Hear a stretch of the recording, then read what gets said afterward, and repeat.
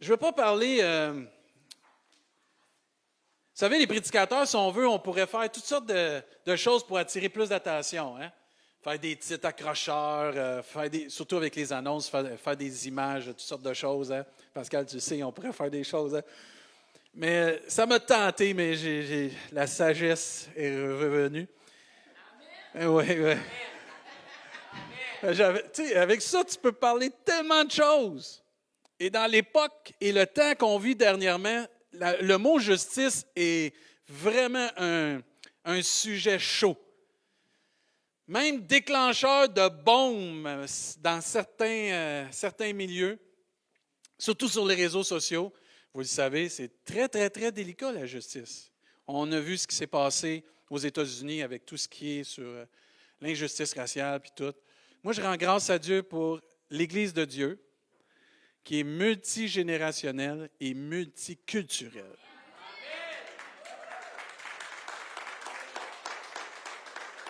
Il n'y a pas un établissement, un mouvement qui est comme l'Église de Jésus-Christ, là. Parce qu'elle est inclusive et non exclusive. Et j'aime aussi que l'Église n'est pas un parti politique. Amen. Alors, pour ceux qui s'attendent d'avoir un pasteur qui prône les mouvements politiques, vous n'avez pas le bon pasteur devant vous. La seule politique que j'aime, c'est Jésus-Christ. C'est celle-là qu'on va prêcher. Puis tant que je vais avoir le souffle dans ma vie, là, je vais prêcher Jésus-Christ. Et ce matin, on va prêcher la justice de Dieu. La vraie justice de Dieu. Vous savez, j'en parlais avec Sophie ce matin. J'aime ça parler avec toi, Sophie. On était en bas à l'ADJ, puis prions pour nos jeunes qui sont à l'ADJ en bas, puis nos moniteurs. Là. Comment les gens ont réagi, toutes sortes de choses. On est vraiment avec les réseaux sociaux, puis tout, c'est pas facile, là. C'est pas facile, puis il faut revenir à garder le focus à la bonne place. Je veux nous encourager comme Église à garder le focus à la bonne place. Hey, Olivia, c'est sa première journée à l'Église. Bienvenue, Olivia. Oh, vraiment, on est bénis, hein? C'est vrai. Mais gardons le focus à la bonne place. Jésus-Christ. Notre salut en Jésus-Christ. On en a parlé mercredi, le royaume de Dieu. C'est vraiment ce qui compte, frères et sœurs. Notre salut en Jésus-Christ. Partager l'Évangile. Et vraiment être des témoins, des lumières dans un monde qui a besoin d'entendre parler de Jésus-Christ. Amen. Puis comme on a chanté, là, c'est à lui toute la gloire. C'est à lui tout l'honneur ce matin. Si on est ici, là, c'est grâce à une personne, Jésus-Christ. Est-ce qu'on peut lui donner la gloire ce matin, vous-même à la maison, là? C'est lui qui mérite ça, là. Et la Bible nous enseigne qu'on peut être juste devant Dieu. Et c'est important d'être trouvé juste devant Dieu. Et une façon qu'on va voir qu'il faut être juste devant Dieu, Noé l'a vécu. Et dans Hébreux, chapitre 11, verset 7, vous allez avoir les paroles pour ceux que vous n'avez pas vos Bibles ou ceux qui vous les suivent avec l'écran. Vous pouvez tourner dans vos Bibles, vos téléphones, là.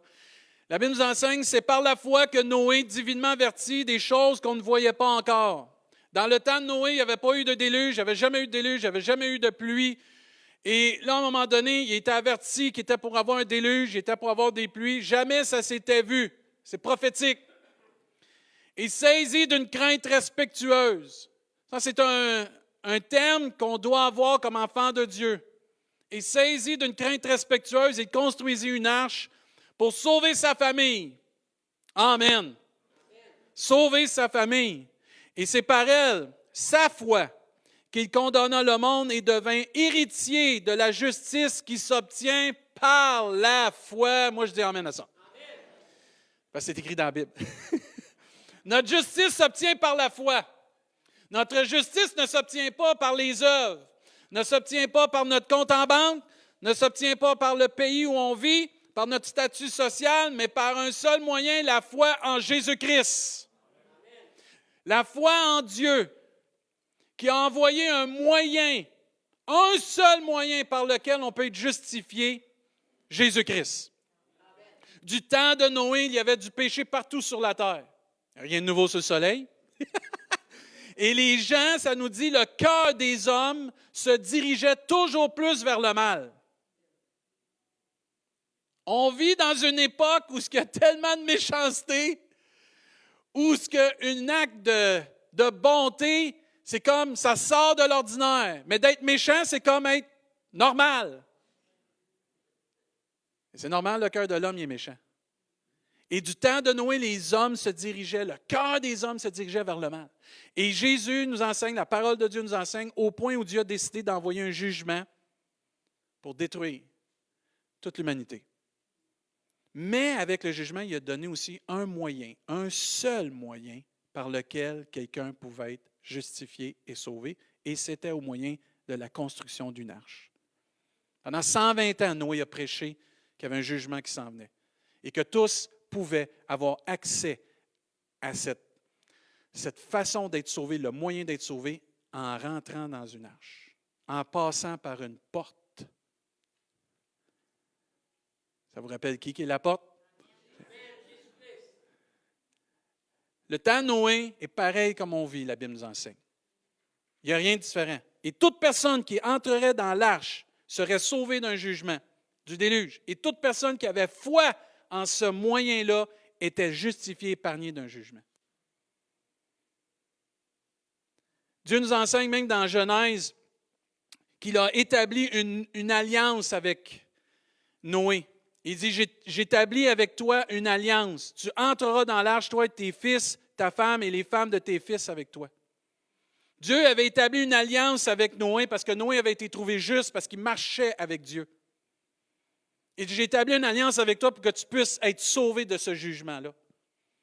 Et Dieu nous enseigne dans le Nouveau Testament qu'on a une nouvelle alliance, nous. On est bénis d'une nouvelle alliance. Que chacun de nous, que tous les hommes, que l'humanité, toi qui écoutes sur Internet, au travers le Fils de Dieu, Jésus-Christ, que tous peuvent être sauvés ce matin. Que tous peuvent avoir le moyen par la foi en Jésus, dans la foi dans le Fils de Dieu, dans la foi dans la mort et la résurrection du Fils de Dieu, dans la foi de la repentance de ses péchés, avoir comme Noé et comme tous ceux qui auraient pu rentrer, le moyen d'être sauvés, le moyen d'être juste. Et c'est une nouvelle alliance qui est donnée par grâce. La Bible nous enseigne même dans Matthieu 12, 41, les hommes de Nénive, vous vous souvenez, Jonas et les gens de Nénive, ceux qui ne s'en souviennent pas, je vais vous donner ça vite. Jonas a été demandé par Dieu d'aller prêcher à Nénive. Jonas n'aimait même pas les gens de Nénive. Il ne mérite pas d'être eux autres pardonnés. Il a décidé de faire à sa tête de Québécois et de faire le contraire. Et là, on sait l'histoire qu'il y a un grand poisson qui est venu. Il a passé 3 jours là-dedans jusqu'à temps qu'il aille jusqu'au bas fond puis qu'il réalise il faut que j'accomplisse la volonté de Dieu. Je n'ai pas le choix. Il accomplit la volonté de Dieu. Il va prêcher à une panoplie de personnes qu'il n'aime pas, là. C'est évident qu'il n'aime pas. Il leur prêche l'Évangile, leur prêche qu'il y a un moyen de s'en sortir. Ils se repentent et la ville en entier se convertit puis ils sont sauvés d'un jugement. Wow!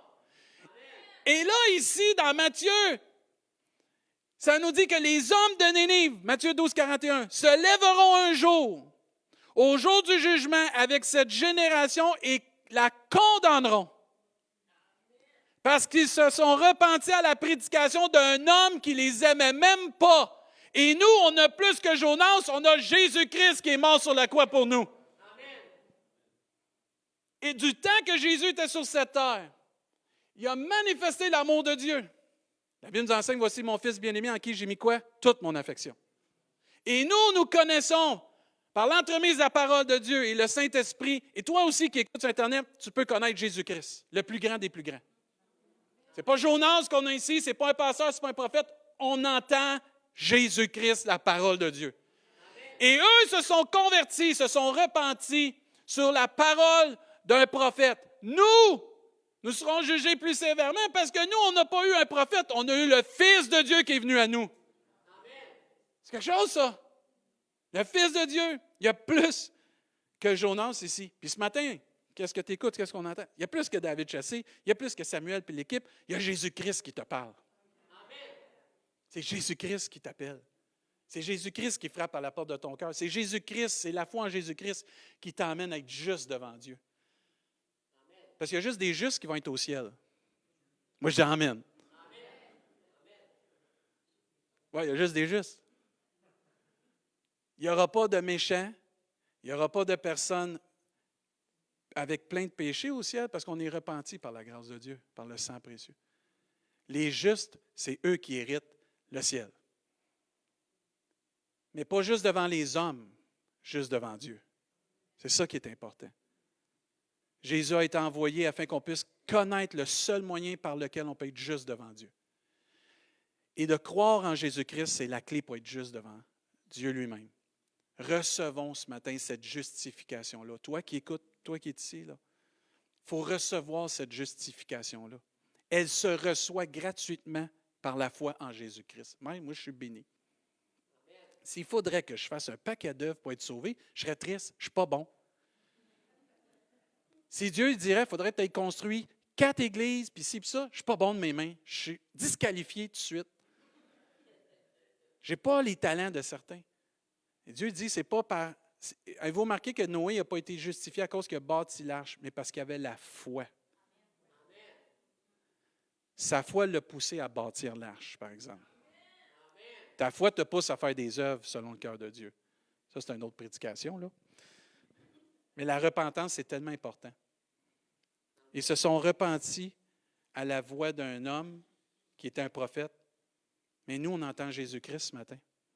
Jean 3,16 nous enseigne, car Dieu a tant aimé le monde qu'il a envoyé ou qu'il a donné son Fils unique afin que quiconque croit en Jésus ne périsse point, mais qu'il ait la vie éternelle.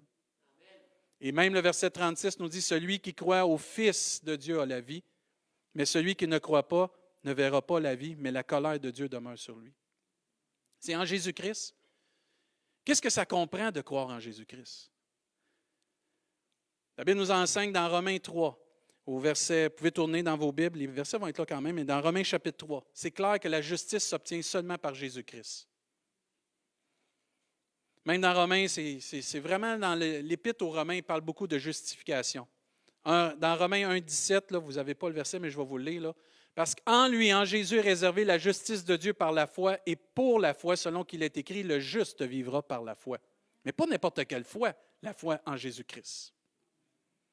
Et dans Romains 3, 22 jusqu'au verset 26, ça nous dit, « Justice de Dieu par la foi en Jésus-Christ pour tous ceux qui croient. Il n'y a point de distinction, car tous ont péché et sont privés de la gloire de Dieu. Ils sont gratuitement justifiés par sa grâce, par le moyen, pas les moyens, le unique, seul, le moyen de la rédemption qui est en Jésus-Christ. Pas dans l'Église, pas dans des prophètes, pas dans des pasteurs, pas dans des hauts placés religieux, pas par des visionnaires, mais en Jésus-Christ. Verset 25, c'est lui, Jésus-Christ, que Dieu a destiné à être par son sang pour ceux qui croiraient victimes, propitiatoires, afin de montrer sa justice parce qu'il avait laissé impunis les péchés commis auparavant au temps de sa patience. Il montre ainsi sa justice dans le temps présent de manière à être juste tout en justifiant celui qui a la foi, pas qui a les œuvres, pas qui a le cash, qui a la foi en Jésus. Et c'est pour ça que ce n'est pas une religion, suivre Jésus. C'est pour ça que ce n'est pas une secte, suivre Jésus. Tu as une relation personnelle avec le Dieu Tout-Puissant vivant. Et parce que tu crois en Jésus-Christ, tu es juste devant Dieu. Tu es juste devant Dieu. Quand Dieu te regarde, il voit que tu es justifié. Et tu as accès à tout ce qu'il y a dans le ciel et même ta place pour l'éternité parce qu'en Jésus, tu es juste. Ce n'est pas parce que tu viens à l'Église, ce n'est pas parce que tu écoutes plein de prédications sur Internet, c'est parce que tu as la foi en Jésus-Christ. Et vous autres sur Internet, faites des pouces, faites des cœurs, là, si vous aimez ça, là, parce que c'est vraiment bon ça.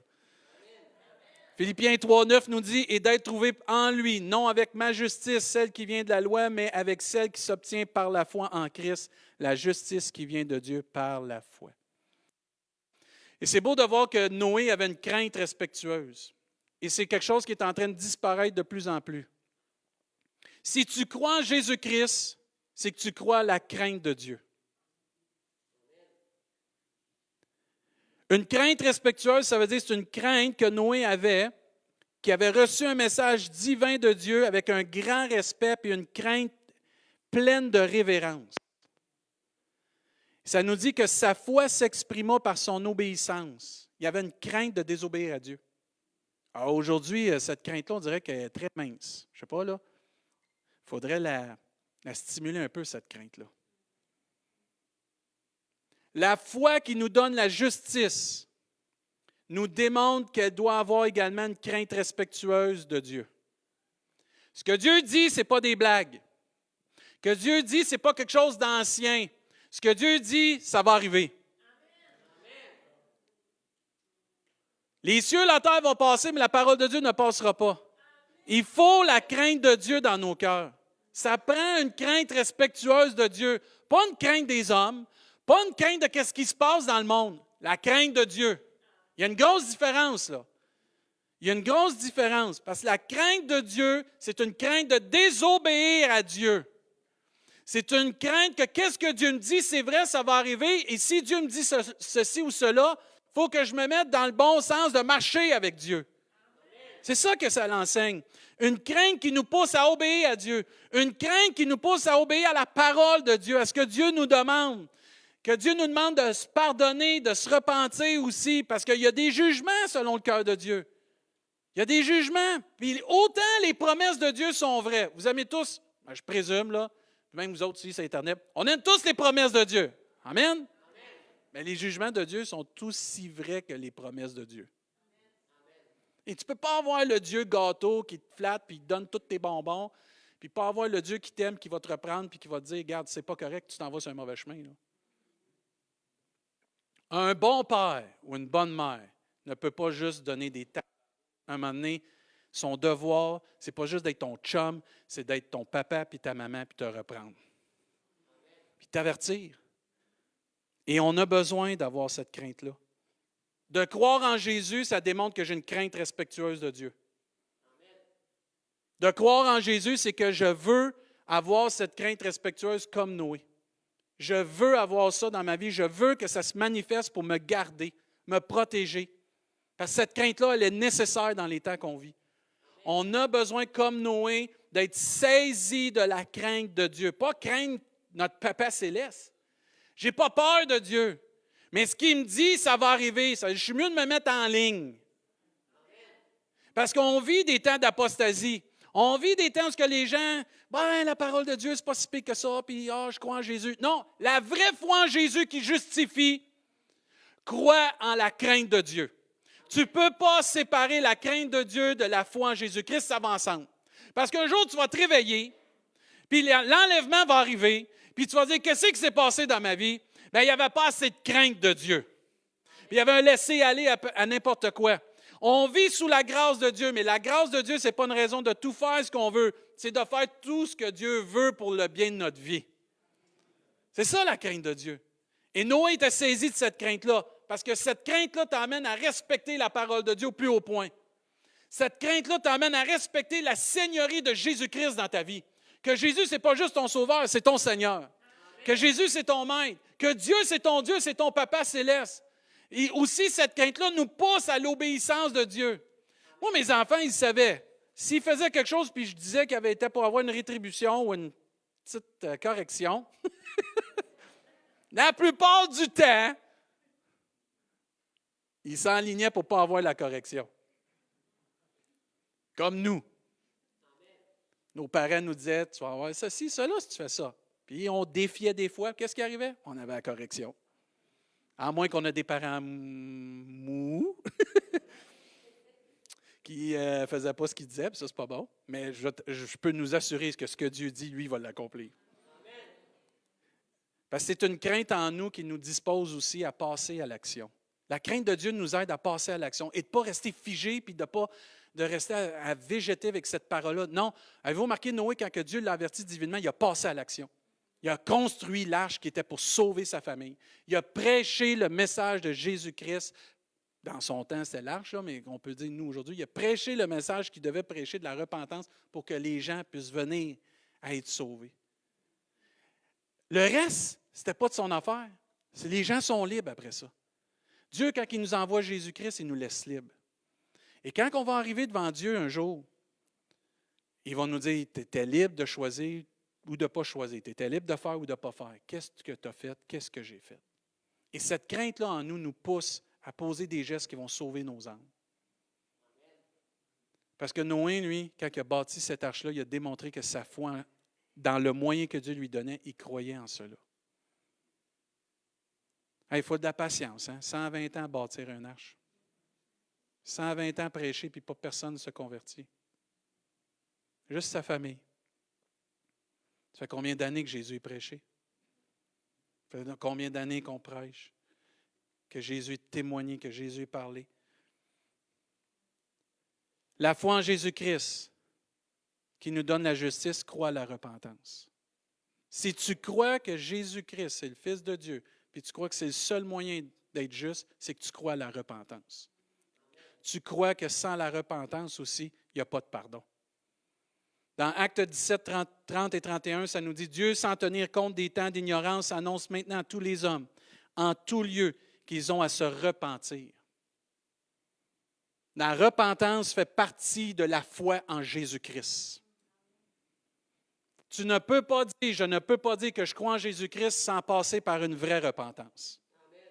Parce qu'au verset 31, parce qu'il a fixé, un jour il jugera le monde selon la justice par l'homme qu'il a désigné, on sait Jésus-Christ, ce dont il a donné à tous une preuve certaine en le ressuscitant des morts. Tu ne peux pas dire que tu crois en Jésus-Christ et que tu es juste devant Dieu si tu ne passes pas par une vraie repentance. Ce n'est pas la foi en Jésus-Christ, ça. La foi en Jésus-Christ, c'est qu'il y a une crainte respectueuse, mais il y a aussi le moyen par lequel tu peux être juste la repentance. La foi n'est pas une croyance religieuse. La foi, c'est un don de Dieu. Mais c'est bien aussi une confiance, une conviction sincère en Dieu, dans une repentance sincère avec Dieu, dans ses actions qui suivent aussi. Tu ne peux pas dire « j'ai la foi » en Jésus-Christ et je suis juste devant Dieu sans passer par une repentance et sans vivre aussi une vraie repentance. Je ne sais pas si vous vous souvenez, mais quand Jean-Baptiste, c'était le temps de baptiser, à un moment donné, il y a des religieux qui sont venus devant lui, puis il leur a dit « Retirez-vous, montrez-nous un vrai fruit de repentance. » Ce n'était pas des repentances de bout de lèvres. Je te demande pardon, puis je continue de vivre tout croche. Savez-vous que le mot repentance veut dire, entre autres, changement de voie. Changement radical de direction. Tu t'en allais vers le nord, là, tu t'en vas vers le sud. Tu t'en allais dans l'est, tu t'en vas dans l'ouest. Il y a un changement de cap. Il y a un changement qui doit se faire. Et la foi en Jésus qui justifie, c'est de croire dans le plan complet de Dieu, que chacun est justifié, entre autres, par la repentance. Ça fait partie du plan de Dieu de demander pardon. Pas de repentance, pas de justification devant Dieu. Ah, c'est pas assez de venir à l'Église, c'est pas assez juste d'écouter des prédications, c'est même pas assez de dire que tu es chrétien ou enfant de Dieu. S'il n'y a pas une vraie, réelle repentance dans nos vies, s'il n'y a pas des fruits de repentance dans nos vies, ce n'est pas une vraie foi en Jésus-Christ. Oh, mais c'est sévère ce matin. Non, ce n'est pas sévère, c'est la parole de Dieu. Amen. Si je crois en Jésus, c'est que je crois en la repentance. Je crois aussi en l'importance de la repentance. Jésus a prêché quoi? Repentez-vous, car le royaume des cieux est quoi? Est proche. Oh, Jésus a commencé par ça. La première prédication de Jésus, c'est repentez-vous. Repentez-vous, parce que le royaume des cieux est proche. Et si tu crois vraiment dans le Fils de Dieu, c'est que tu crois que tu dois passer par une vraie repentance. Tous mes évangélistes dans l'Église doivent être contents ce matin. Là. Ils doivent être bénis. Là. Je regarde mon Carl, là. Je regarde mon Georges. Vous savez que les apôtres, les premières choses qu'ils ont prêchées, c'était quoi? Repentez-vous. Repentez-vous. Comment l'Église est devenue plein d'âme par la repentance? La prédication de la croix. La repentance. Pas les 7 clés pour avoir le succès dans tes finances. La repentance. La croix. Ézéchiel nous enseigne au chapitre 3, j'ai trouvé ça bon. Fils de l'homme, je t'établis comme sentinelle sur la maison d'Israël. Tu écouteras la parole qui sortira de ma bouche et tu les avertiras de ma part. Quand je dirai aux méchants, tu mourras. Si tu ne l'avertis pas, si tu ne parles pas pour détourner le méchant de sa mauvaise voie. C'est ça la repentance. Et pour lui sauver la vie, ce méchant mourra dans son iniquité et je te redemanderai son sang. Mais si tu avertis le méchant et qu'il ne se détourne pas de sa méchanceté et de sa mauvaise voie, il mourra dans son iniquité et toi, tu sauveras ton âme. On a une responsabilité de prêcher la repentance, le changement de cap, le changement de voie. Oui, mais ça fait 35 ans que je connais Jésus-Christ. Tu as encore des choses dans ta vie à changer. Amen. Le pasteur, il y a encore des choses à changer dans sa vie. Tout le monde dit Amen. Oui, c'est normal. On a toutes des choses à changer dans nos vies. Et c'est pas parce que ça fait des années que tu lis ta Bible, tu n'as pas encore des choses à changer. On a tous des choses à changer. Même si tu écoutes 36 000 prédications par semaine, mais si tu en écoutes autant et tu ne changes pas, il y a un sérieux problème d'écoute. Change tes appareils, fais quelque chose. Parce que la parole de Dieu, elle peut pénétrer notre cœur. Elle produit en nous un effet. Elle nous emmène plus proche de Jésus-Christ et plus proche de Dieu. Elle tranche, elle juge les sentiments de nos cœurs. Pourquoi? Pour être comme Dieu le veut, prêt, juste, lorsqu'il va venir chercher son Église. C'est ça le but. Amen. C'est pas d'avoir la meilleure maison ici-bas. C'est pas d'avoir le plus grand confort ici-bas. C'est d'être là quand Dieu va venir chercher son Église, d'être enlevé puis d'être dans le ciel pour l'éternité. C'est le but ultime. Il n'y a pas d'autre but que ça. Si tu as d'autres buts dans ta vie, change tes priorités. Parce que ces autres buts-là ne t'emmèneront pas au but ultime. C'est de voir Jésus un jour face à face. D'être avec Dieu pour l'éternité dans sa présence. 2 Pierre, chapitre 3, verset 9, nous dit « Le Seigneur ne tarde pas dans l'accomplissement de la promesse de venir nous chercher, comme quelques-uns le croient, mais il use de patience envers nous, nous voulant qu'aucun de nous périsse, mais que tous arrivent à avoir une belle maison. Mais que tous puissent avoir une grosse église. Mais que tous arrivent à la repentance. » Et c'est pour ça que c'est un salut individuel. Tes parents peuvent être sauvés, mais toi, ta vie, c'est important. Ta vie. Ma femme, elle suit, mais moi, je ne suis pas. Ma femme est très religieuse, moi, je ne le suis pas. Regarde, ta femme, là, elle ne t'emmènera pas au ciel. Ton mari ne t'emmènera pas au ciel. Jésus-Christ va t'emmener au ciel. Mets ta foi en Jésus-Christ. Aie une crainte respectueuse de Dieu. Crois à la repentance, puis demande pardon pour tes péchés, mais marche aussi avec Dieu comme Noé a marché avec Dieu. Qu'il y ait des fruits dans ta vie. Même l'apôtre Paul, il dit, j'ai prêché la repentance et la conversion à Dieu avec la pratique d'œuvres dignes de la repentance. Wow, ça c'est bon ça. Avec des œuvres dignes de la repentance. Un chrétien de lèvres, ça ne vaut pas grand-chose. Grand parleur, petit faiseur. J'aime mieux des gens plus silencieux, mais qui sont actifs pour Dieu. Tant mieux si tu as les deux. Tu es béni, tu es bénissant aussi. Mais aspirons à ne pas juste être des lèvres. Soyons du cœur aussi. La foi en Jésus-Christ qui justifie, croit, ça ne se dit pas bien, en l'œuvre de la croix et la résurrection de Jésus-Christ. Tu ne peux pas croire en Dieu et être juste si tu ne crois pas dans l'œuvre de la croix et de la résurrection de Jésus-Christ. 1 Corinthiens 1, 17 nous dit « Ce n'est pas pour baptiser que Christ m'a envoyé, c'est pour annoncer l'Évangile. Et cela sans la sagesse du langage. » Alors, moi, j'aime ça parce que s'il faudrait être dans toute la sagesse du langage, et Mike, il n'y en aurait pas beaucoup qui prêcheraient l'Évangile. Oh my! Il y aurait tout un accent comme moi. C'est un inside joke, là. J'ai un accent mascoutin, il paraît, avec les Rimouskois. Mais c'est vrai que si tu regardes à ça, merci Seigneur que ce n'est pas la sagesse du langage. Parce qu'il dit, c'est très bien, il dit, sans la sagesse du langage, afin que la croix de Christ ne soit pas rendue vaine. Wow. C'est quelque chose, hein? Prêche par révélation. Prêche par le Saint-Esprit. L'Esprit de Dieu, c'est ça qui compte. Tu peux avoir toutes les bonnes phrases, les bonnes virgules. Et tant mieux si tu as les deux. Ça prend ça. Moi, j'en connaissais un qui est décédé, un prédicateur que j'ai aimé beaucoup. Il s'appelle Ravi Zachariah. Puis lui, c'était un homme qui était éloquent, mais rempli de l'Esprit, par exemple. Cet homme-là prêchait l'Évangile, il allait dans les universités, puis il recevait les questions des étudiants pour comprendre. Puis vraiment, il affrontait les gens avec un langage doux, paisible de Jésus-Christ, mais il était capable d'aller les aider à comprendre l'œuvre de Jésus-Christ, à tous ces hommes et ces femmes qui sont très intelligents, qui ont besoin de comprendre, qui cherchent. Ils cherchent tous. Juste vous donner un exemple. Moi qui était sage et intelligent. À un moment donné, il y a un des étudiants qui se lève à sa place, puis il dit, là, vous parlez tout le temps que le cœur de l'homme est méchant, puis comment il y a de la méchanceté dans le monde, mais c'est pas si pire que ça, puis ainsi de suite. Comment vous expliquez ça, là? Il se lève, prend son micro. Est-ce que vous barrez votre porte le soir quand vous vous couchez? Il dit oui. Vous venez de répondre à ma question.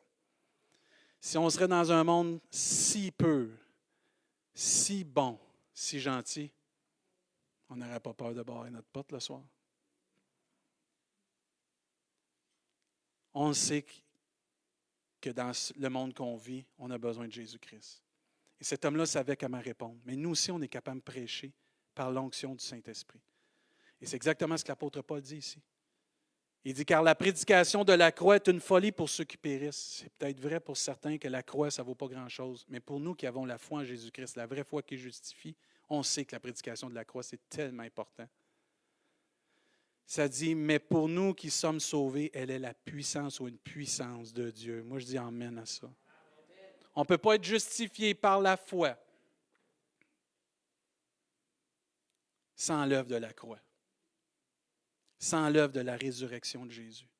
La foi qui justifie croit qu'un jour, Jésus-Christ est mort sur une croix afin qu'on puisse être sauvé. Qu'il y a quelqu'un qui a pris notre place, qu'on avait besoin d'un sacrifice pour nos péchés, que quelqu'un devait payer ta dette, ma dette, notre dette, parce qu'on était pécheurs, puis il n'y avait aucun autre moyen, comme Noé dans son temps, il n'y avait aucun autre moyen pour pouvoir être sauvé du jugement que de rentrer dans cette arche-là. Il n'y a aucun autre moyen par lequel tu peux être sauvé que par la croix de Jésus-Christ, par la résurrection de Jésus-Christ. Amen. Et la croix a été donnée afin qu'elle puisse payer nos dettes, mais aussi nous guérir de nos infirmités. Le sang a été versé aussi à la croix du Calvaire pour qu'on puisse être pardonné de tout péché. Amen. La Bible nous enseigne que sans effusion de sang, il n'y a pas de pardon. Dans l'Ancien Testament, il devait offrir des sacrifices, mais dans la nouvelle alliance que Dieu a créée avec nous, avec tous les êtres humains qui nous écoutent, qu'on est ici, nous sommes rachetés, nous sommes pardonnés par le sang d'un seul sacrifice, Jésus-Christ. C'est le seul sacrifice parfait qui devait être donné pour qu'on puisse tous être sauvés. Que maintenant, on n'a plus besoin d'offrir un sacrifice. On a juste besoin de croire en Jésus-Christ. Amen. Et c'est merveilleux parce que 3 jours après, Dieu l'a ressuscité. Puis maintenant, il est assis à la droite de Dieu, puis il règne, puis il est en train de nous bâtir une maison. Ah, moi, je capote. C'est merveilleux, ça. Quand tu es justifié en Dieu, c'est que tu crois en Jésus-Christ, tu crois aussi dans cette crainte respectueuse, tu crois aussi dans la repentance, tu crois dans l'œuvre de la croix et tu crois aussi que Jésus est ressuscité parce qu'en le ressuscitant, il nous a donné une espérance qui est vivante. Hey, on s'en va au ciel! Vous n'avez pas de l'air excité, mais on s'en va au ciel! Hey, viens, on s'en va au ciel! Yeah!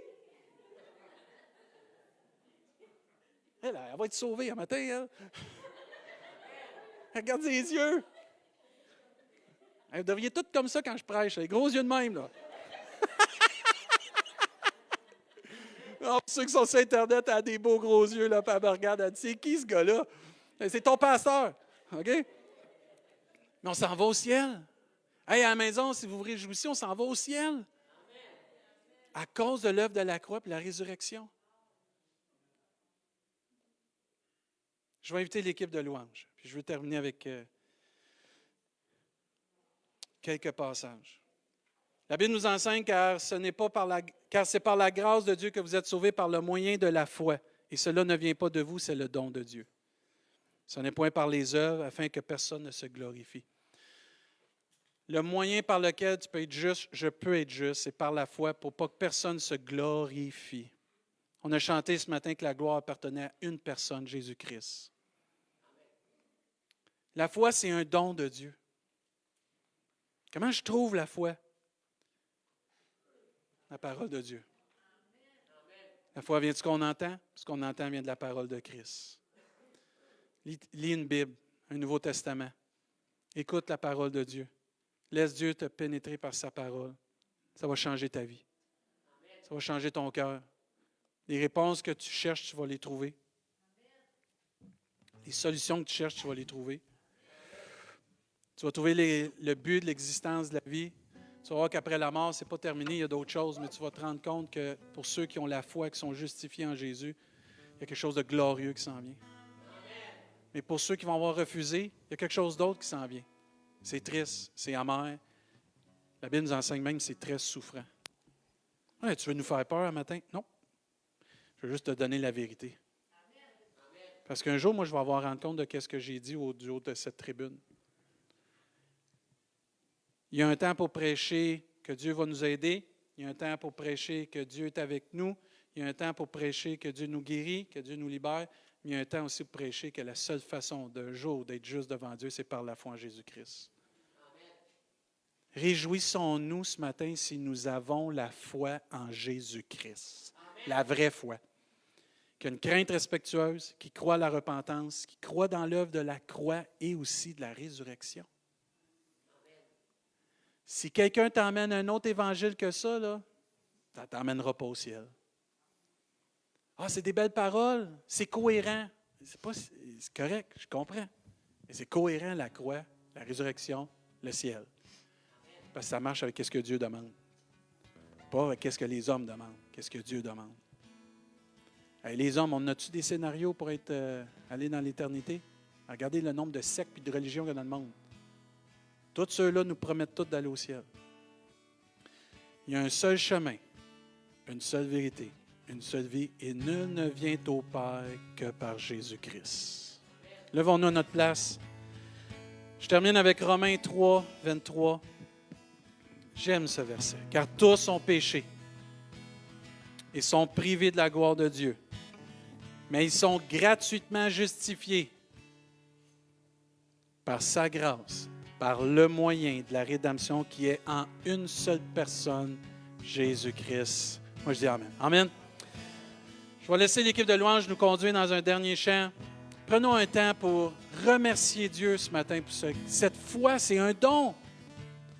Remercions aussi Dieu d'être juste devant lui, par cette foi-là, que nous pouvons avoir cette communion avec lui et qui nous prépare une place. Et si tu ne connais pas encore Jésus-Christ comme ton sauveur, tu as juste dans ton cœur à demander pardon à Dieu, de dire, Seigneur, j'ai écouté ça, puis je veux mettre ma foi en Jésus-Christ, je te demande pardon de mes péchés, puis purifie-moi, puis dirige-moi, Seigneur, pour que je puisse marcher comme ta parole l'enseigne. C'est simple.